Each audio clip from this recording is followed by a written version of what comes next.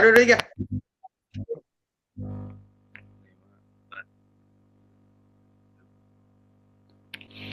Halo, selamat siang. Perkenalkan, nama saya Fahri Fadil Muhammad, mahasiswa BINUS kelas LB07, selaku ketua kelompok untuk proyek akhir semester 1 mata kuliah Bahasa Indonesia yaitu artikel ilmiah.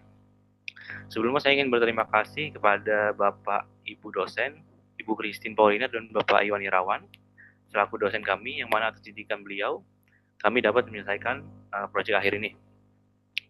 Kami akan membawakan artikel ilmiah dalam judul Implementasi Prinsip Keadilan Sosial dalam Mewujudkan Kesetaraan Gender berdasarkan sila kelima Pancasila. Boleh next? Oke. Jadi ini ada agenda, kita akan menjelaskan secara bergantian dengan slide ini. Agendanya yaitu adalah pertama perkenalan kelompok, dilanjutkan dengan pendahuluan, teori-teori yang terkait, metode penelitian hasil dan kesimpulan. Boleh di next? Oke, kami berlima telah menyelesaikan proyek artikel ilmiah ini dengan anggota-anggota tersebut. Pertama saya, Fahri Fadil Muhammad, kemudian kawan saya Muhammad Irgi, kawan saya juga Jason, kawan saya Renara, kawan saya juga Yafi. Kami akan mempresentasikan slide ini secara bergantian, berturut-turut mulai dari saya.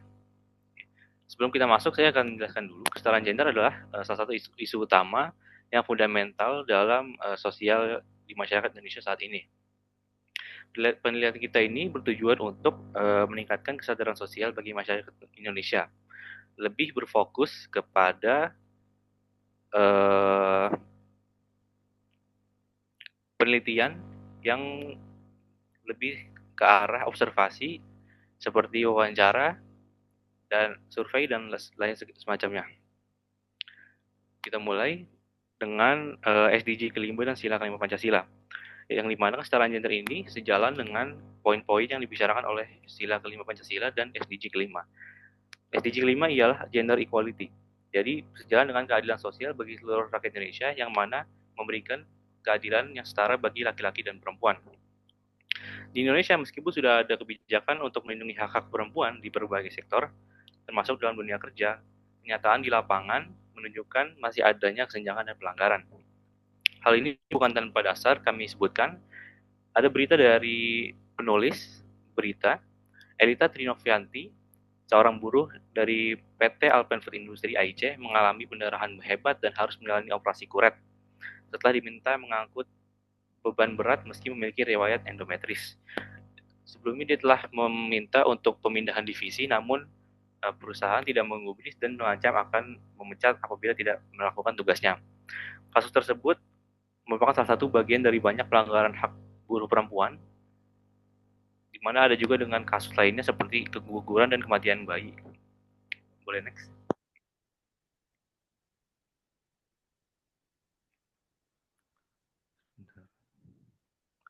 Nah, UU Ketenagakerjaan Indonesia sendiri sebenarnya sudah cukup dalam mengatur hak-hak pekerja dan buruh perempuan dalam hal ini. Akan tapi eh, kurangnya pengawasan dari pemerintah secara langsung membuat eh, hal ini tidak digubris secara lebih lanjut, atau mungkin kurang perhatian dari perusahaan itu sendiri. Jika dikaitkan dengan tujuan kami dengan SDG kelima, yaitu mencapai kesetaraan gender dan memberdayakan semua perempuan, jelas kasus ini menunjukkan bagaimana terjadinya kekurangan.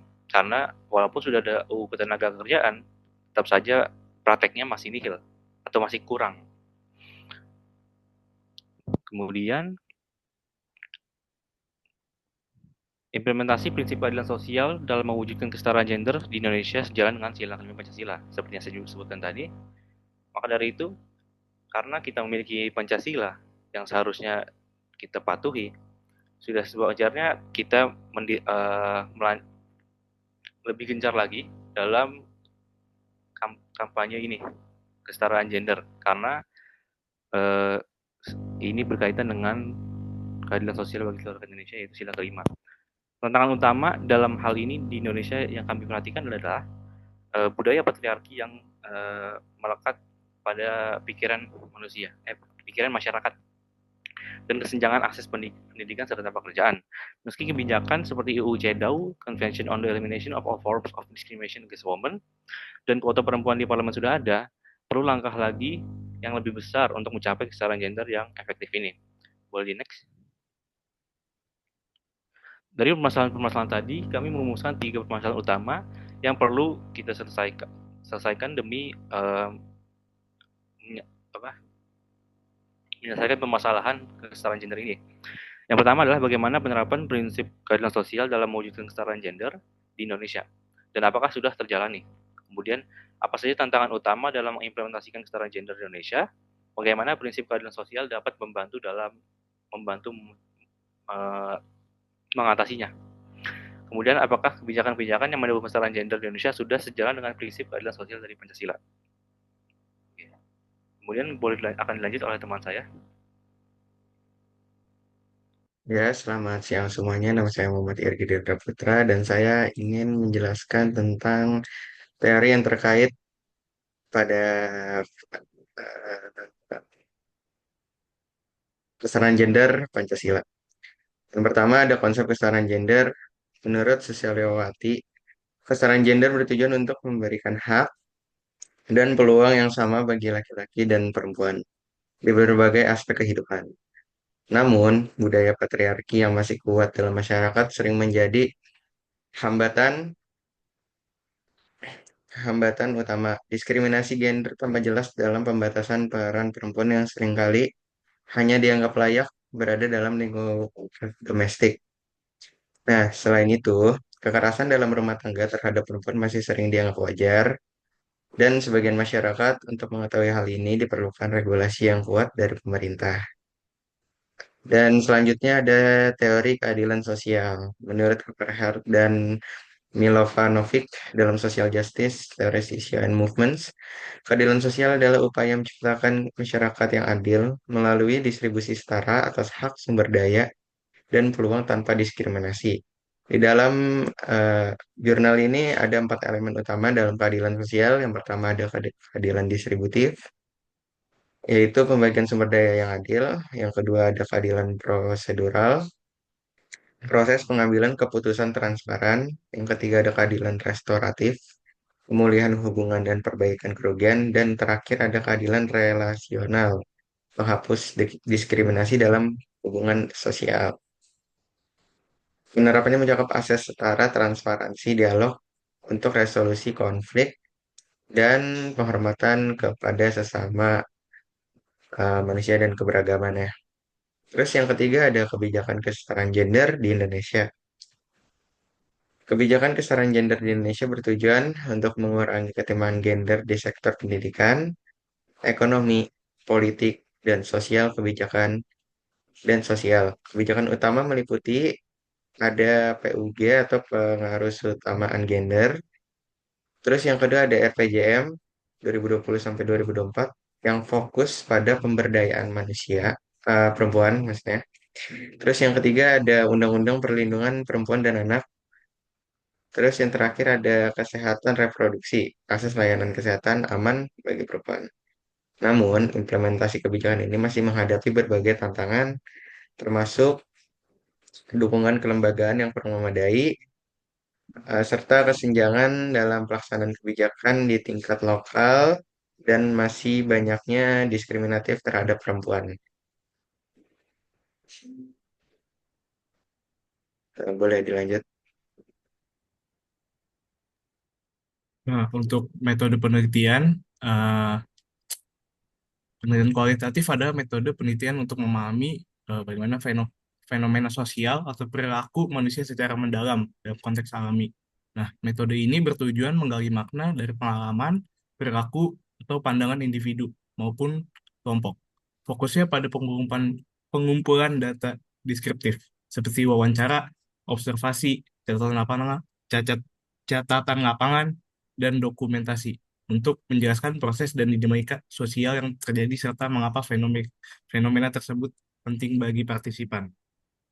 Nah, penelitian kualitatif melibatkan peneliti untuk memahami sudut pandang partisipan secara langsung. peneliti berupaya mendalami bagaimana partisipan memaknai pengalaman mereka sehingga memperoleh pemahaman kontekstual yang sesuai dengan realitas mereka.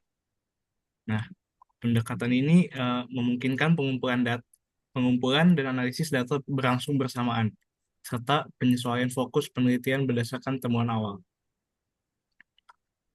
Data dalam penelitian kualitatif biasanya dikumpulkan melalui wawancara semi terstruktur, yang memungkinkan penyesuaian sesuai respon partisipan, dan serta observasi langsung untuk menangkap bagaimana kondisi nyata di lapangan tersebut.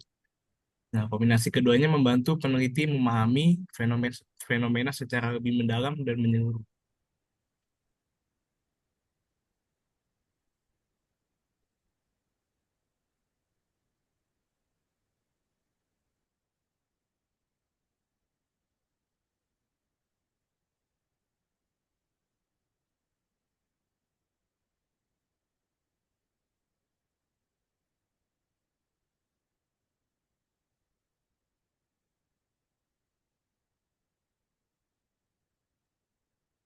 Eh, dan penelitian ini berlokasi di Blok M, Jakarta Selatan, dengan wawancara terkait kesetaraan gender. Ini dilakukan di sekitar halte bus dan pusat perbelanjaan. Nah, narasumber dipilih berdasarkan tiga aspek. Yang pertama, usia di bawah 18 tahun, 18 sampai 35 tahun, dan di atas 35 tahun. Eh, itu supaya bisa mewakili berbagai generasi.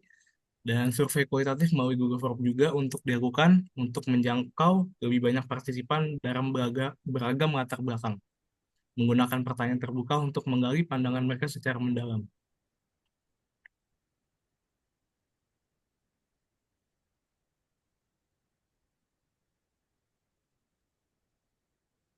Kemudian, saya sebagai Jason Daryl Sebastian akan membahas tentang eh, penelitian dan hasil sejauh ini. Jadi, menurut kami, kesetaraan gender berarti itu hak, tanggung jawab, dan peluang yang sama bagi semua orang. Cuman di Indonesia, tantangannya seperti bias gender dalam pendidikan atau dunia pekerjaan itu memiliki seperti contohnya perbedaan upah di tempat kerja dan budaya patriarkianya itu masih kuat. Tetapi seperti rendahnya representasi perempuan di bidang STEM, yaitu sains, teknologi, teknik, dan matematika.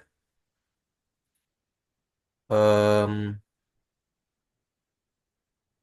Dalam dunia perkantoran, seperti yang tadi, perempuan itu sering menerima upah yang lebih rendah dibandingkan dengan laki-laki.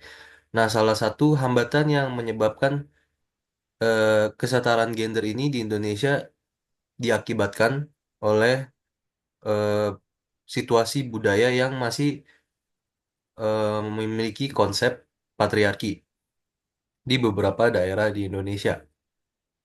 Jadi masyarakat itu menuntut bahwa perempuan itu harus di rumah saja dan lebih baik mengasuh anak dibandingkan untuk bekerja di luar sana seperti laki-laki. Nah, hal ini juga mempengaruhi didikan dan pola asuh orang tua terhadap anak perempuan dan rendahnya ekspektasi sosial terhadap perempuan dalam memasuki dunia kerja dan lainnya. Kemudian dalam hasil wawancara yang sudah kami lakukan, dalam survei ini bisa ditunjukkan bahwa sebanyak 70% responden atau orang yang em, mengikuti tentang materi ini, terutama di dalam pendidikan dan pekerjaan, beberapa responden seperti salah satunya Kak Aulia yang merupakan seorang perempuan, ia menekankan pentingnya kesetaraan dalam pembagian peran domestik dan kesempatan kerja. Jadi secara keseluruhan hasil survei ini menunjukkan hasil survei ini menunjukkan bahwa meskipun adanya kemajuan dalam upaya menciptakan kesetaraan gender, masih banyak yang dibutuhkan untuk melibatkan seluruh elemen masyarakat, pemerintah, dan institusi pendidikan. Jadi masih banyak pendidikan diperlukan untuk menciptakan kesetaraan yang adil dan inklusif.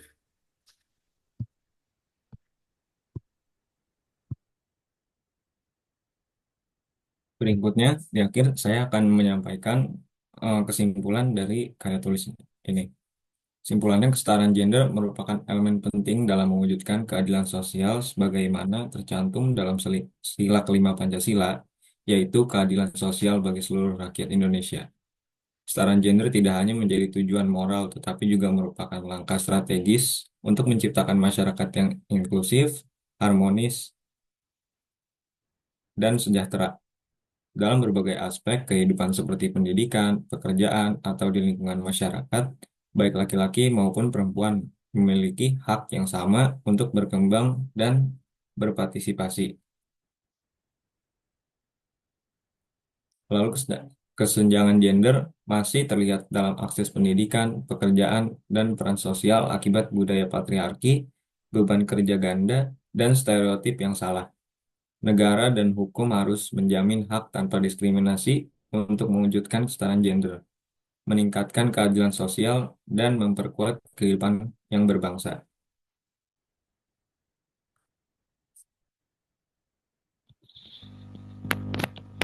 Oke, mungkin cukup sekian dari kelompok kami. Terima kasih atas perhatiannya. Sekian.